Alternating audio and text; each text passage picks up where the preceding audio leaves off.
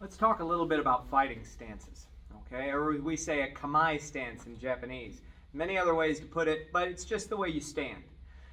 First one is this kind of a stance. This kind of a stance is a waste of your time. Now, if you're teaching children sport karate, it's fine.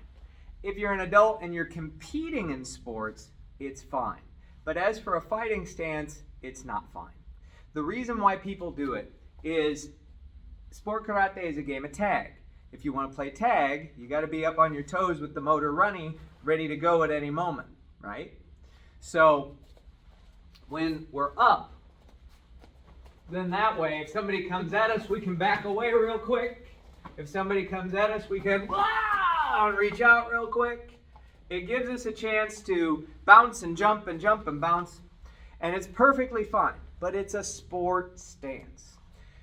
Go to any sport karate video that you find of high-level sport karate people, no matter what level they're at or whatever. Make it new sport. Don't watch the old stuff because they don't all fight like that. But watch the new sport guys, and they do that.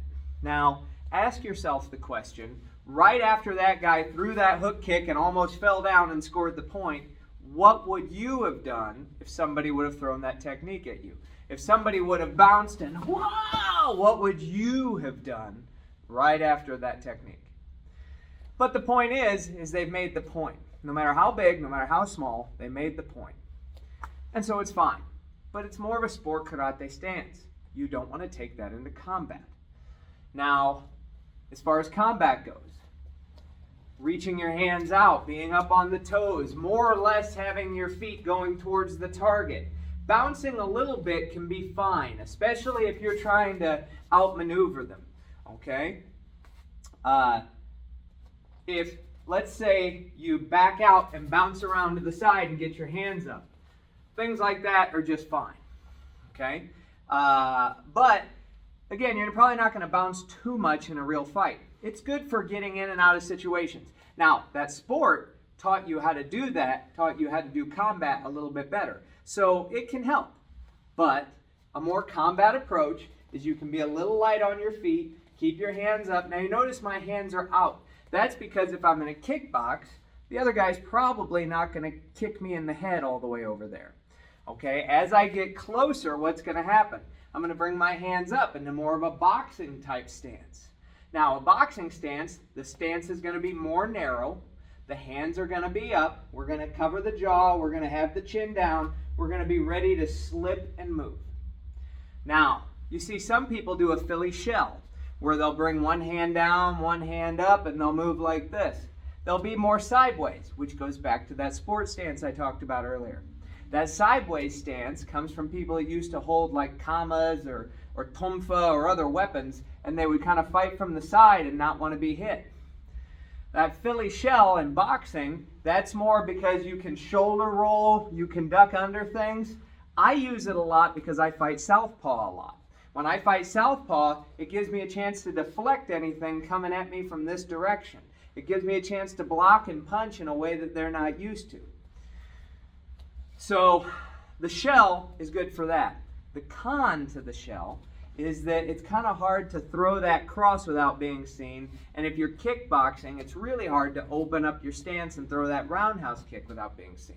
It does open you up for an ability to throw a better back kick, or you're closer to the target if you back fist. But those are kind of fancy techniques. So the first one, bouncy, touch and go. The second one, I'm still a little bouncy, my hands are up, I'm still shifting, I'm able to move, a little bit more kickboxing. The one after that, the feet get a little closer, now I'm boxing. After that, I'm going to start getting to where I'm grappling. My hands are out and they're open right here. You see a lot of wrestlers, they won't be like this because it's hard to go over there and get the guy like that. They open up because they want to go get the target. Some wrestlers will take a shot just to grab your legs or grab your body. So wrestlers will open up sometimes. Now, of course, there's cage fighters that learn how to box and wrestle, so that's what they do. There are kickboxers that kickbox in jiu-jitsu or whatever. But still, the stance kind of fits the appropriate move. There's many other stances we could talk about. Like I said, I'll make more videos about that in the future. But some of the pros and the cons. Bouncy sport, good for points, not great for real fighting. Kickboxing, a great all-around idea, not good for throwing hooks and uppercuts because you're kind of far out. Boxing, great for throwing hooks, uppercuts, knees, elbows if that's, if it's a real fight, headbutts if it's a real fight. But then from there, coming down to grapple. How high you are in the stance is going to make a difference. Okay, Mike Tyson a lot of times will stay low and he'll slip back and forth doing his peekaboo boxing, and it's just terrifying when you see him coming up on somebody. Watch some different stances. Figure out why different people fight different ways. My best piece of advice about developing your own system as far as how you have your hands up and how you move is have a good reason for what you're doing. The most annoying mistake that I see in the martial arts, jiu-jitsu, karate, kung fu, whatever, Muay Thai, it doesn't matter, is you spend a long time learning a set of basics. You spend a long time learning a way to fight, and then as soon as the coach or the sensei or whoever lets you go from doing what they taught you to kind of, I got to make up my own thing. Why does that make sense? Don't try making up your own thing until you get good at some of the basic positions and movement. You want to make something up? Great, but have a reason you do it. Don't just do something to look funny. It's not a great idea. Okay? Lots of sparring, things to think about, lots of ways to come in, but that's a few. Springfield Karate and Fitness, we do Kung Fu, Karate, Brazilian Jiu-Jitsu, mixed martial arts, and weapons. We have a lot of stuff. So come in and see us or find a good qualified teacher for you. Good luck on your journey.